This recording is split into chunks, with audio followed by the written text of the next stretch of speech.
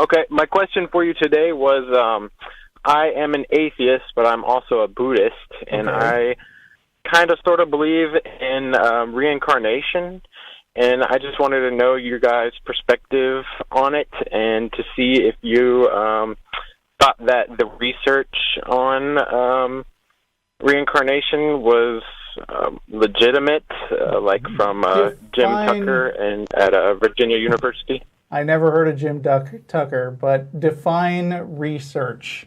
What kind of experiment did Jim Tucker propose that would tell the difference between a person who had been reincarnated and a person who hadn't?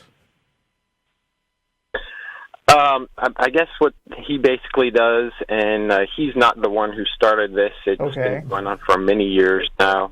But they find people, children mainly is what they focus on, and he focuses on mainly children in America who have information of things that they shouldn't have, and I guess he finds these children, and they have these claims of being alive in a past life, and they claim to know these different things that they shouldn't know, and I guess he researches it and kind of like throws out the ones that are completely, false, that are bogus, and then he, I guess, writes down and records the ones that are considered valid.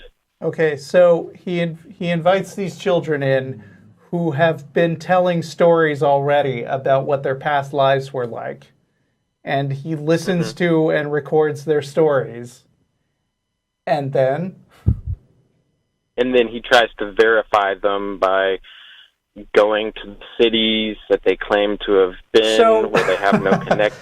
Okay, so here's a guy who wants to believe in reincarnation to begin with, and this guy, it sounds like without a lot of oversight. Yeah, it doesn't. Takes a bunch of details of their story that they have told him, and then he goes hunting to try to dig up information that might support the thing that he set out to prove in the first place. Do you think that technique might be a little bit tainted by confirmation bias?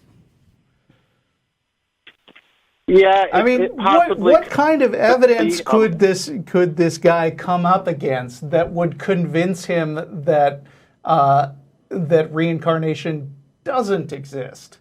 Because it doesn't sound like he's set up a particularly controlled environment where, for example, a more scientific thing to do might be to look up the information in advance and then have a correct and difficult to answer question, and then find out whether they answer the question correctly at a rate that is much more than random chance. If instead what he's doing is just taking a whole bunch of kids who had stories about past lives and then cherry picking only the ones who sound kind of credible, so maybe throwing out 99% of the sample set right away, and then confirming, and I'm making air quotes here, their stories by hunting down details and, again, cherry picking the details that make it sound good. Maybe this isn't a very credible scientific way to go about approaching the question. Yeah, the way you're saying it would make it not. I definitely want to do more research on his stuff to see if it is,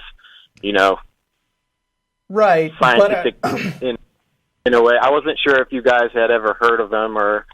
I haven't. One of the things that made into the media, it was a child. They said they were a Christian family, and I guess they're not anymore. But their son kept on. You could look it up. It's a big story. He said he was a World War II pilot, and he died in a specific sea in a specific location off a specific ship, and he knew like the people that were like the good friend of the person that was on, like that the pilot knew, sure. and knew the name of the plane or the jet he was flying. Right. But the media is really gullible. I mean, I hate to break this news to you. But just because it's been reported... They'll put anything out there, yeah. Right. And again, you get back to the cherry-picking angle. And first of all, kids can read. A lot of kids develop particularly nerdy obsessions around the time they're 6 or so, and they start being obsessed with dinosaurs, for instance. And, a kid who is obsessed with dinosaurs, will talk your ear off about that stuff and know things that you wouldn't think they could reasonably know because they're very, very young. And then you combine that with the cherry-picking aspect where you have maybe 1,000 kids and one of them tells a story that whose facts kind of check out. That's not a reasonable basis to actually start believing in evolution, which it really isn't supported by any objective studies that I'm aware of. Reincarnation, yeah. You said sorry, what did I say? You said evolution. Oh, son of a bitch. Do not clip that. Yeah. But I could just atheist lies about evolution exposed. Could I ask you another question? What is your views on Buddhism? Because in Buddhism, it's not a dogmatic religion in the sense that you have to believe, in Buddhism, you don't have to believe in reincarnation or all the magical aspects about it. Do y'all find it to be an atheist religion, or I don't know? In general, what do you think about it? I haven't delved too much into Buddhism at all on that side, but if what you're saying, I know there's some Buddhists that have kind of a deity belief in there, and some that are not, that identify as secular Buddhism. I'm not sure if that's the correct term to say it, but if you're using it just as a framework to live your life, that's one thing, because even saying things like humanism, which is a philosophy for interacting with others, for living your life, things of that sort, and it's not deity driven. It just depends on what all is within those teachings, and if you could analyze them, say whether these make sense, or these logical things to follow, but it can just be another secular framework depending on how you looked at it. At least that was the way that it was explained to me by a few, but this was some time ago at one of the homeless giveaways, a guy who identified as Buddhist, but non-deity believing, but he did believe in reincarnation, if I'm not mistaken, on that side. And that seemed a bit outside since there was no evidence for reincarnation. But the rest of what he was kind of espousing to, as far as finding peace within yourself and with others, I mean, it sounded like an okay thing. It's just I didn't know all the ins and outs of Buddhism, or what all it teaches, or the different varieties of Buddhism that exist as well. Yeah. So I couldn't frankly comment on it too in-depthly, honestly, without that knowledge. Well, it is a non-theistic religion, and in no forms of Buddhism do they believe in a creator deity, but they do believe in different deities, but you also don't have to. If they define those deities, then we can discuss whether or not they're credible. Mostly they aren't. Yeah. Yeah. I agree with what Phil said. I've done some reading on some Eastern religions, and some of those concepts are kind of cool. But you can get value in a lot of things that don't have any particular logical merit. Like, for instance, I've had tarot card readings done, and tarot cards definitely can't predict the future, but somebody who has read up on them and is sufficiently skeptical might say to you something like, well, they don't predict the future. We deal out random patterns of things, and they help kind of shake up your mental processes. And if like the death symbol comes up and death actually means change and blah, blah, blah, blah, blah. It can change your perspective and make you think of stuff in a way that you haven't thought about before. But then again, a lot of people who deal in tarot cards are just shysters and do want to convince you that they have magical powers to predict the future. And so I think my answer to the question of whether Buddhism is reasonable is the same as my answer about any of that stuff. If it's just acknowledging that it's an interesting new perspective that provides something to think about, then sure.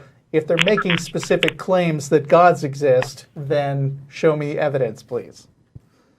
Mm-hmm. And my last question, I guess, is do you think, what kind of experiment do you think there could be in order to prove or to, I guess maybe not prove, but have evidence for reincarnation? And is just having evidence, is that sufficient enough to believe in something? If it is good and, I mean, you know the saying, extraordinary claims require extraordinary evidences. Just having some evidence, as in some guy told me it was true, is not, depending on the situation, is not enough to resolve whether something is true or not. Right, and the other thing is that portion of being able to devise a certain experiment that can actually be able to start giving you tangible results that can then be tested again and verify things of that sort. That's going to fall on the people that are making the claim that reincarnation is indeed does indeed exist and is real. That's something that's going to be on their burden to actually facilitate these experiments. Go for the peer review. So it's like actually go into that deep research and actually finding out that portion. And if they do, I mean, it will be Nobel Prizes galore for an entire new spectrum of thinking about life and the way that our universe works. I mean, it'll be world headline news if something like that were to actually be substantially proven to be a real thing. So all I can do is tell them, hey, go for it. Like, if you got the money, you got the time, you have the people, the scientists to work on it, devise it, get that hypothesis, get your procedures in place and have at it, teach us something. Okay. All right, cool. Thanks for calling, Sean. I'll pray for you. Just kidding. Wah, wah. Whoa. Okay. Get off my line. Get off my show. Cut his mic.